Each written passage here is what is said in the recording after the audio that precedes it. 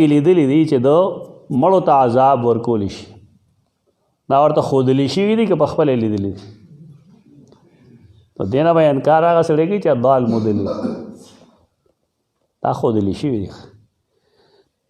رسول الله صلی الله علیه وسلم د قبر خوا کې روانو، قچره باندې سور او قچره اترېده. ولې؟ هغې ته الله وښودل چې په دې قبر کې عذاب دی. د دې نه استدلال کوي چې جی زمونږ دا مقبرې چې کوم دی که نه، دې کې معلومیږي دا چې دې کې عذاب نشته. ځکه دې کې مرغۍ ګرځي راګرځي، ټوپونه وایي، نه دا حق کې لیکلي دا قسمه څیزونه. ما به هغه سره به دې ډېرې خبرې کولې خو نه به یې منله. ما به دا معجزه ده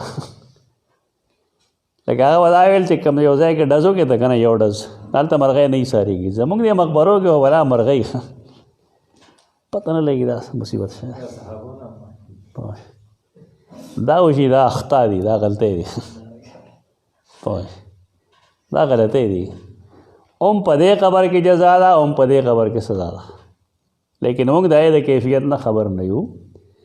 د رسول الله صلی الله علیه وسلم قبر برزخ دا اسمان ته نه وتلی، قبر تمثیلي ته نه وتلی.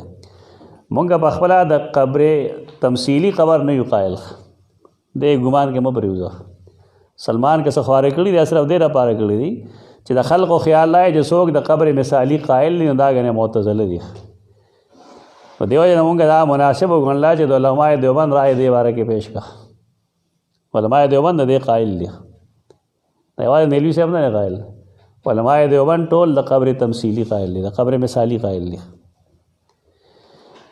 د مولانا اشرف علي تانوي په دې باندې مستقل کتاب دی، کتاب نه ملاویږي، المورد الفرسخي فی القبر البرزخی. دا کتاب دی، هغه بالکل دې قبر کې څه نه تسلیموي. موږ د هغې ملګرتیا نه کوو، موږ تناسخ ته هم نه ځو، هغې نه بحث هم نه کوو. موږ صرف دا خلیج کوو چې دا کومو خلقو کوم جواب کړی دی په دې باب کې، نو دا یو کس نه دی کړی. دا د مولانا اشرف علي تانوي هم جواب دی، دا د مفتی کفایت الله هم جواب دی، د دارالعلوم دیوبند د فتاوی هم دی، دارنګې دا د رشید احمد مفتی رشید احمد گنگوی هم دی. صرف دې لپاره کوو. رائے زمونږ دغه نه ده.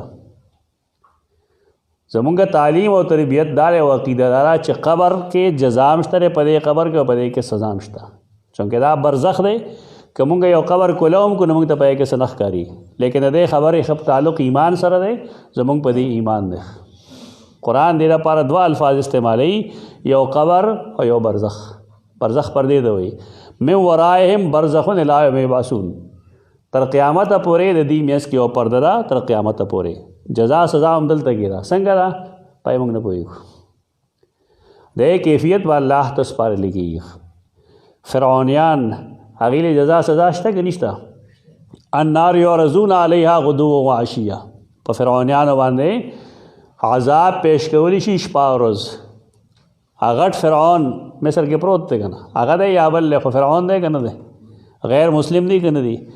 شیشه کې پراته دي که نه دي؟ په هغې جزا سزا ښکاري؟ نه نه، ته به څه وجې نشته ورله. دا خبره غلطه ده، شته دی. سترګې د هغې ادراک نشي کولی، د هغې کیفیت دغه نه دی. د مسلې حقیقت دغه دی. د قبر تمثیلي موږ نه یو قایل. زما خپل عقیده هم دغه ده او ما نیلوي رحمه الله سره په دې ډېر جنګونه کړي. واحد زه داسې شاګرد هم د هغه چې دې کې ما هغه سره اختلاف ساتو. بار بار مې ورته ویل دا څیز مه کوه. د تعلق عقیدې سره هغه به مې ویل چې زمونږ کابر دا وایي. مې کابر خطا شوي دي په دې کې، خو د هغې وجه ما تاسو ته ښولی وه مخکې. هغه وجه دا وه چې په هندوستان کې هغې خپل مړي سوځوي هندوان. نو په مسلمانانو دا اعتراض وشو چې مونږ خپل مړي سوځو، نو دوی له خو عذاب نه وي که نه دی؟